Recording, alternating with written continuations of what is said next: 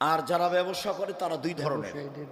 যদি পার্টনারে ব্যবসা করে তাহলে তৃতীয় জন আল্লাহ, যদি 10 জন মিলে পার্টনারে ব্যবসা করে তাহলে 11তম আল্লাহ। সবাই মিলে ব্যবসা চলছে, একজন যদি খালি 10 টাকা সরাই তাহলে আল্লাহ বলবে আমি আর থাকলাম না, যা আমি গেলাম। তখন এটাতে মারামারি লেগে যাবে, মামলা হবে, দিয়ে একবারে কেউ জেলে কেউ বাইরে। আর যদি একাই ব্যবসা করেন ভালো, তখন আল্লাহ রাসূল বলছেন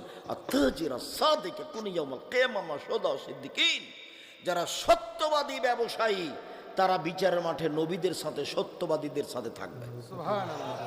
ব্যবসা দিয়ে খুব উপকার হয় মানুষের, এই জন্য ব্যবসা সবচেয়ে ভালো কাজ উপার্জনের জন্য। আর বড় থেকে বড় ব্যবসায়ী হন না কেন, বসুন্ধরা দেখে দেখে একটু বুদ্ধি নেওয়ার দরকার। আরে বসুন্ধরাতে ওদের জমি যা আছে তা তো